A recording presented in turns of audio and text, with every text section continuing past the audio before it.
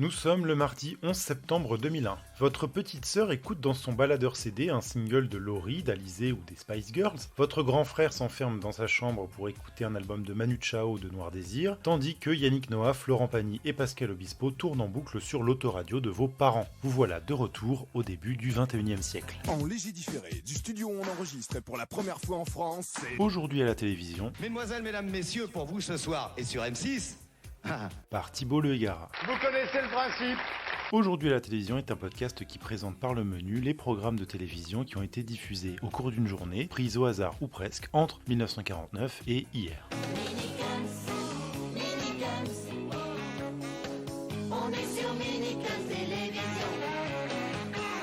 Ouvrons le programme télé d'aujourd'hui et découvrons un petit peu les émissions habituelles. Les Minicums sur France 3, les Maternelles sur la 5e, Amour, gloire et beauté sur France 2, Le Big Deal sur TF1 et Burger Quiz sur Canal+. Tous les matins, 7h-9h, Morning Live. Quelques émissions d'un style nouveau sont apparues. Le Morning Live sur M6 propose de dépoussiérer la formule de l'émission matinale au moyen de l'humour et d'une équipe de jeunes présentateurs parmi lesquels Michael Youn. Autre nouveauté, TF1 vient de lancer la Star Academy, un télécrochet couplé à une émission de télé-réalité.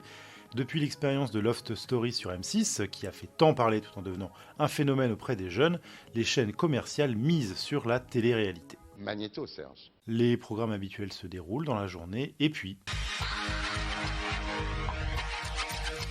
Madame, Monsieur, bonjour.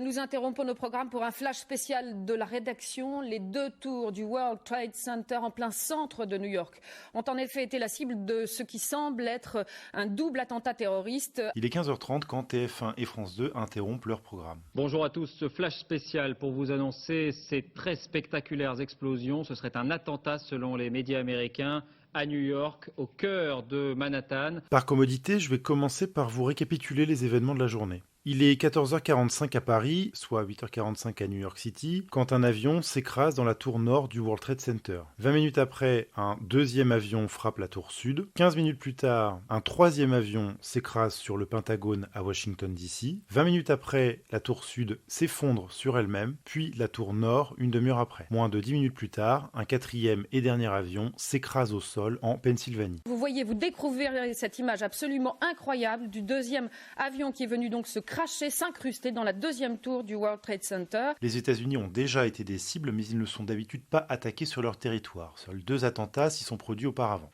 Le fait que ce soit un attentat suicide rend l'attaque encore plus marquante, et puis les cibles choisies sont particulièrement symboliques. Les tours jumelles représentent la toute-puissance économique des États-Unis, mais aussi la mondialisation financière. Et un chercheur allemand, Joachim Butler, a écrit que les tours jumelles de New York avaient un visage ambivalent, puisqu'elles représentaient, je cite, au sens positif, la cathédrale d'un Occident libre, le bonheur et la prospérité d'un commerce mondial, ou, au sens négatif, la prétention impérialiste est l'emblème d'une Amérique qui réalise sa richesse aux frais de la misère dans le reste du monde. Un troisième avion se serait écrasé sur le Pentagone. Quant au Pentagone, qui abrite le département de la Défense, c'est le symbole de la puissance militaire américaine. Enfin, le quatrième avion qui s'est écrasé en Pennsylvanie se dirigeait vers Washington DC, la capitale, pour viser une cible politique symbolique, peut-être le Capitole ou la Maison-Blanche. Les terroristes ont donc réussi leur attentat et en plus ils ont réussi à attirer l'attention du monde entier dessus parce que en ce mardi 11 septembre 2001, toutes les chaînes de la planète vont montrer ces images. Les chaînes françaises ouvrent chacune une édition spéciale d'information vers 15h30. Ce sont les présentateurs des JT du soir qui sont appelés pour les présenter, Patrick Poivre d'Arvor sur TF1, David Pujadas sur France 2 et Élise Lucet sur France 3. David Pujadas est un nouveau venu sur le service public, il ne présente les JT de France 2 que depuis 8 jours, après avoir travaillé pendant plusieurs années sur LCI, chaîne du groupe TF1. LCI justement est aussi mobilisée, de même que iTélévision, la jeune chaîne d'info continue du groupe Canal+, lancée en 1999, et sur laquelle Bruce Toussaint présente en ce jour l'édition spéciale. À l'instant, ces images nous parviennent, vous allez les découvrir avec nous. Les images, il faut en parler des images. Ces images, elles sont, et c'est triste à dire, spectaculaires, tragiquement spectaculaires. D'abord, il y a eu les images des impacts, avec les explosions, les gerbes de feu qui jaillissent des tours. Après quoi, il y a eu les images des tours éventrées et fumantes. Ensuite, les chaînes ont montré plusieurs personnes se jetant des fenêtres pour échapper au brasier à l'intérieur des tours. Et puis, il y a eu l'effondrement des tours, lequel a soulevé un énorme nuage de poussière qui a finalement englobé tout Manhattan. Toutes ces images, elles ont été montrées en direct, puis ensuite rediffusées constamment. Alors j'ai moi-même été surpris de voir à quel point elles ont été diffusées. Une étudiante, Anne d'Argenton, a fait le calcul et je vous le livre. Sur TF1, la vidéo de l'avion s'écrasant dans la deuxième tour du World Trade Center, cette vidéo a été diffusée 102 fois entre 15h30 et 23h. Et plus encore, entre 14h30 et 16h, le téléspectateur de TF1 a vu cette image en moyenne une fois toutes les 40 secondes. Quant à la séquence de l'effondrement des tours, elle a été diffusée en moyenne une fois toutes les 5 minutes de 16h30 à 23h. C'est beaucoup pour des images d'une telle violence, pour des images, j'ai envie de dire, aussi traumatisantes. D'ailleurs, Patrick Poivre d'Arvor le dit, je cite, « C'est un choc ». En effet, Patrick, c'est un choc. On peut sans difficulté affirmer que le téléspectateur est ici confronté à des émotions très fortes, les siennes, celles qu'il ressent en voyant ces images, et puis l'émotion des témoins qu'il va partager. Et comme si cela ne suffisait pas, les présentateurs vont renforcer les émotions par leurs mots et par leur ton. Ils vont céder à la surenchère. Par exemple, David Pujadas s'exclame, je cite, « Incroyable, inimaginable, hallucinant, les mots font défaut pour qualifier la très vaste, la très spectaculaire opération terroriste menée aujourd'hui. » Comme si les images ne suffisaient pas, David. Bien sûr, les images ont énormément contribué à ce que les attentats marquent les esprits. Il n'empêche que les images sont un peu confuses. Elles sont confuses parce qu'elles sont diffusées dans le désordre. Le direct est constamment entrecoupé par des retours en arrière. Comme les chaînes disposent au départ de peu d'images, elles diffusent les vidéos inédites dès qu'elles les reçoivent. Il y a donc un va-et-vient constant entre le présent et le passé récent. Concrètement, un téléspectateur qui allume son écran peut très bien voir l'effondrement des tours avant le crash des avions. Autant dire que ça va ajouter à sa confusion et à sa stupeur. Il n'y a pas que les images qui tournent en boucle, le commentaire aussi. Pendant plusieurs heures, les journalistes français de service à ce moment-là n'ont apporté aucune nouvelle information. Ils se sont contentés de relayer tous les communiqués, toutes les dépêches, toutes les réactions qui leur parvenaient. Plusieurs fois, ils se sont contredits, plusieurs fois, ils ont annoncé imprudemment de fausses informations. Là, je vois que nous arrivent à l'instant des images dont on va, je l'espère, me donner très vite la provenance. Cet après-midi du 11 septembre 2001, les journalistes français sont comme les téléspectateurs, ils voient les images américaines en direct et doivent les commenter à chaud sans avoir le temps de les analyser. Tout cela, c'est problématique.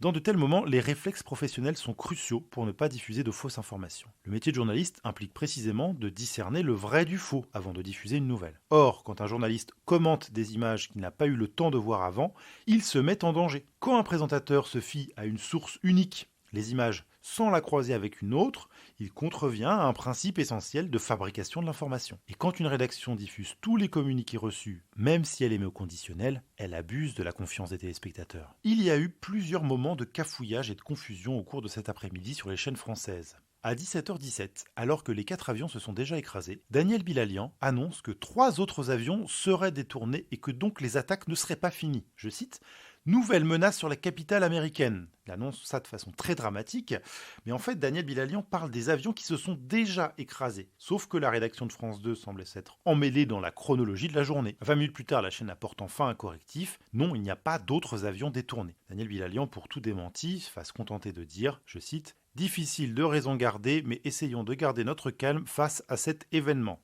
Un peu tard, Daniel. Une erreur plus grave concerne l'identification des auteurs des attentats. Rapidement après leur prise d'antenne, les chaînes françaises ont relayé que l'attentat était revendiqué par le Front de libération de la Palestine. Et à l'instant, une organisation palestinienne a revendiqué la responsabilité des 2 crashs, donc même des 3 crashs. Les chaînes ont ensuite rapporté que la nouvelle de l'attentat avait suscité des élans de joie chez de nombreux Palestiniens. Les Palestiniens n'ont pas caché leur satisfaction, bien que Yasser Arafat ait exprimé toute sa compassion vis-à-vis de l'Amérique. Et certains Palestiniens ont descendu dans la rue pour crier leur joie. Et du côté des autorités arabes, le ton est donc, je vous le rappelle, à la condamnation. Plus tard, les journalistes vont se rendre compte que la scène de joie qu'ils ont montrée n'était pas du tout représentative, qu'elle ne concernait qu'une dizaine d'individus et qu'aucune autre scène du genre n'avait été recensée en Jordanie et en Israël. La revendication du Front de libération de la Palestine sera démentie lui aussi un peu plus tard. Sauf que le mal est fait, les téléspectateurs et les téléspectatrices sont invités à penser que les Arabes du Proche et du Moyen-Orient sont anti-américains et soutiennent le terrorisme. Alors devant l'ampleur de ces frappes et la barbarie de l'acte, on pense bien sûr en premier lieu au terrorisme islamiste, qu'ils viennent du Proche-Orient ou d'Afghanistan. Ce n'est seulement qu'en fin d'après-midi, à partir de 18h environ, que les journalistes français vont explorer la piste d'Oussama Ben Laden et ne parler plus que de lui. Sauf France 3 qui avait déjà évoqué l'hypothèse Ben Laden dès la prise d'antenne. Sauf que, en ce 11 septembre 2001, les journalistes français ne disposeront d'aucune confirmation officielle que Ben Laden est bien l'auteur des attentats. Ça ne va pas les empêcher d'en faire immédiatement le suspect numéro 1. Voilà, et il faut dire que d'ailleurs un certain nombre d'officiels, à l'instant un sénateur américain, semble aller vers cette piste Ben Laden. Les attentats pourraient porter la marque de Ben Laden. Malgré l'absence de toute confirmation, les chaînes françaises désignent Ben Laden comme l'auteur vraisemblable des attentats. Les journalistes ont beau utiliser le conditionnel, à partir du moment où cette seule piste est explorée, puisqu'on ne parle plus que de Ben Laden, alors le téléspectateur est rapidement persuadé que c'est lui l'auteur des attentats. D'autant que les chaînes françaises diffusent des images terrifiantes, des vidéos sur lesquelles on peut voir Oussama Ben Laden face caméra, proférer des menaces en arabe ou porter des armes.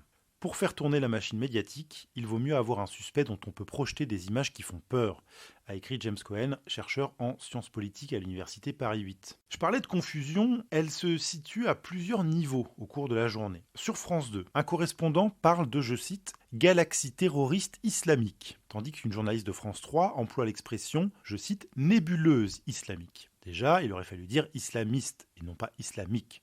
Ces expressions engendrent donc déjà un amalgame entre les pratiquants de l'islam et le terrorisme. Ensuite, ces deux expressions, galaxie et nébuleuse, sont ambiguës et même trompeuses. Elles donnent une image confuse du terrorisme qui serait un réseau gigantesque et tentaculaire, sans chef, sans organisation, avec juste une vague idéologie. À cette époque, le sujet du terrorisme islamiste est mal connu par les rédactions des JT, les experts sont peu nombreux.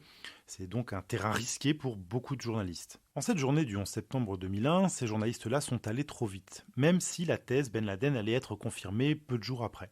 Les mêmes journalistes ont rapidement évoqué la thèse d'une guerre des civilisations, la fameuse théorie de Samuel Huntington, selon laquelle il y aurait un affrontement ouvert entre des blocs différents par leur culture et irréconciliables, l'Occident contre le monde de l'islam radical. En quelques heures, grâce à des commentaires de journalistes et d'experts qui passeront sur tous les plateaux français, l'attentat d'un groupe terroriste contre une cible américaine s'est transformé en déclaration de guerre contre l'Occident tout entier. Un autre problème, c'est qu'une telle lecture de l'événement rend tout à fait acceptable l'idée d'une intervention militaire au Moyen-Orient. Puisque de toute manière, ces deux mondes ne s'entendront jamais, alors il faut riposter et réduire l'ennemi à l'impuissance. Nous ne pouvons pas nous entendre avec eux, c'est culturel. D'ailleurs, est-ce que des Palestiniens ne se sont pas réjouis des attentats et de tous ces morts ? Voilà comment, à cause de plusieurs erreurs professionnelles commises au cours de la journée, à la suite d'analyses trop rapides, à cause d'un manque de recul et d'un manque de connaissance du contexte géopolitique, les chaînes françaises ont faussé la perception des attentats chez le public français. Il est étonnant de voir que malgré tout, c'est un récit très cohérent de l'événement qui émerge à la fin de la journée, aussi sinistre soit ce récit. C'est le nous contre eux. Messieurs, bonsoir ou rebonsoir. Des scènes d'apocalypse, de guerre, même au cœur le plus profond, le plus symbolique des États-Unis. Oui, immédiatement, quand on voit de telles images, en tant que téléspectateur, on pense à une guerre. Parce qu'on a déjà vu des guerres au journal télévisé et que les images y ressemblent, avec des explosions, avec des morts. Ensuite, parce que les journalistes le disent eux-mêmes. Des images de guerre, dit Daniel Bilalian. C'est la guerre, déclare Ulysse Gosset pour TF1 et LCI. Il n'empêche, dans le courant de la journée, ces journalistes de télévision vont dérouler un récit comme s'il s'agissait d'une guerre. D'abord, puisqu'il s'agit d'attaques suicides avec des avions, les journalistes dressent un parallèle avec l'attaque de Pearl Harbor en 1941. Puis ils vont évoquer tous les attentats commis depuis contre les Américains. Après quoi, ils vont dérouler un peu tous les conflits et toutes les interventions américaines dans le monde, surtout au Proche et au Moyen-Orient.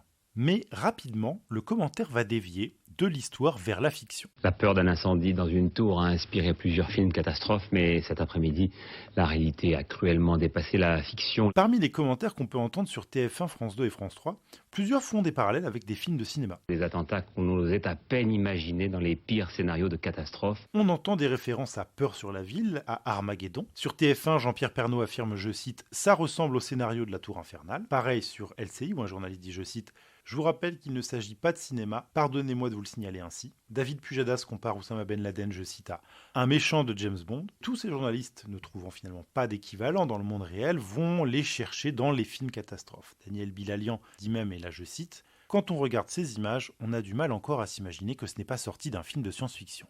D'ailleurs, quelque chose de très troublant s'est produit pendant le direct de TF1. À 16h14 et 59 secondes très précisément, l'image a été coupée pour être remplacé par un extrait de 3 secondes du film Star Wars.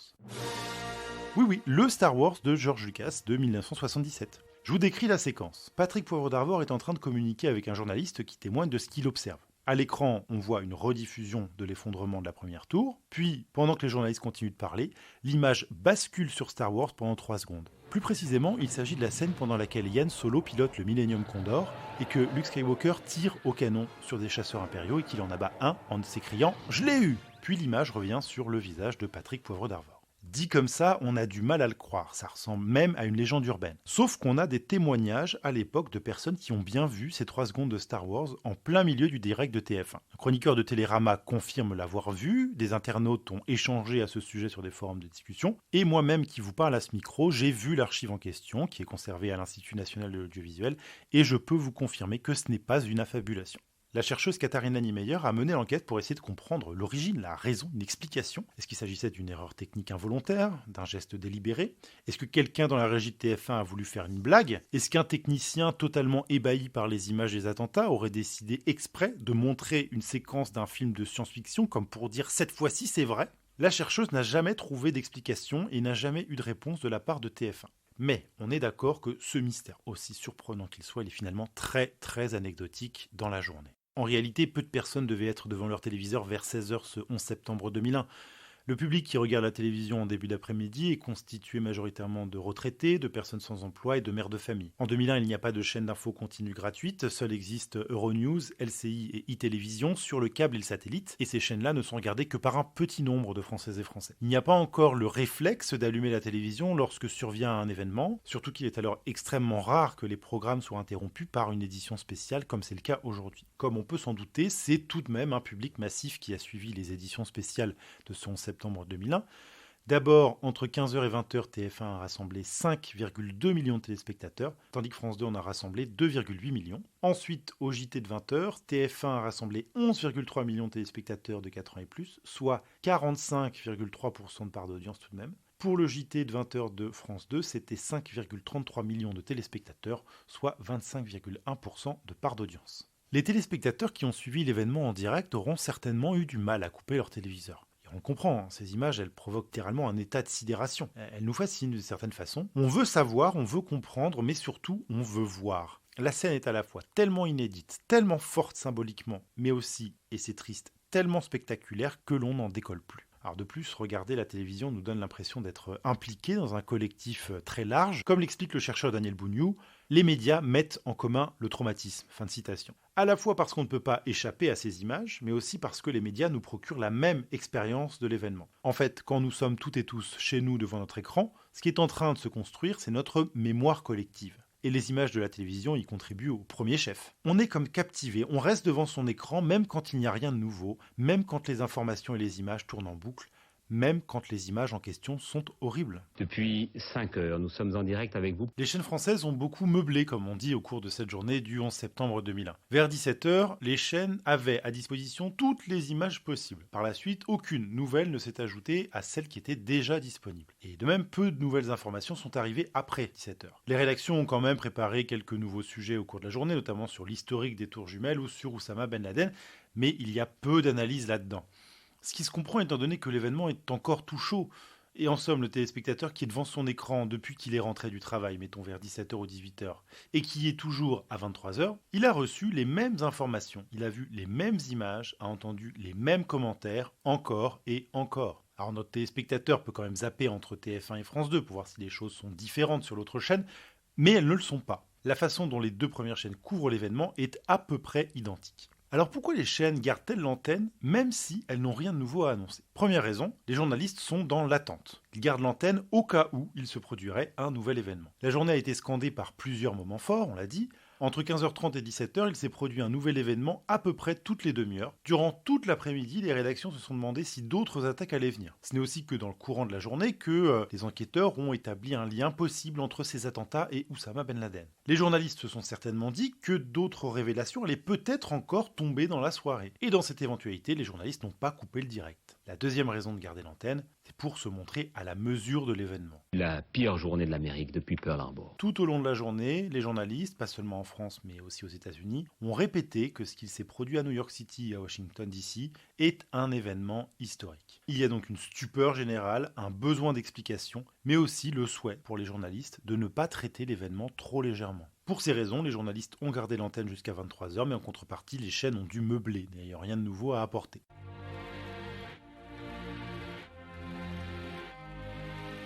Quelle conclusion retirer de la couverture des attentats du 11 septembre par les chaînes françaises ? Pour Olivier Mazerolle, directeur de l'information de France 2, je cite, « Il n'y a pas eu d'erreur, les rumeurs ont été présentées comme telles. Le CSA a déclaré avoir, je cite, apprécié la retenue et la maîtrise dont la plupart des médias audiovisuels, télévision et radio ont fait preuve au cours des dernières semaines. Globalement, les chaînes ont fait le plein d'audience et en France, les kiosques sont pris d'assaut, écrit Le Monde. Un bilan qui est positif à première vue, les Français sont en demande d'informations et les chaînes y ont répondu. Ce que l'on peut également retirer, c'est que ce 11 septembre 2001, on a assisté à la naissance d'un nouveau genre télévisuel, le direct d'information en réaction à des attentats. Ces dernières années, on en a eu beaucoup des directs de ce genre. Depuis les attentats de Toulouse en 2012, il y a eu beaucoup de journées de ce type. Charlie Hebdo, l'Hypercacher, le 13 novembre, Nice, Strasbourg. Et à chaque fois se repose la même question sur le difficile positionnement du journaliste qui doit annoncer et commenter des événements en train de se dérouler. Et à chaque fois se répètent les mêmes erreurs, des informations non vérifiées sont diffusées prématurément. Et à chaque fois les chaînes conservent l'antenne et meublent en rediffusant les mêmes images, en invitant les mêmes experts et en faisant réagir les mêmes politiques. Les principes journalistiques et l'éthique professionnelle devraient éviter de telles situations. Ce n'était pas le cas en 2001 et ce n'est toujours pas le cas en 2019. Et là, je vais encore une fois citer la chercheuse Katharina Niemeyer. Les attentats du 11 septembre 2001 ont mis en évidence que les journalistes de télévision ne sont pas préparés à couvrir de tels événements.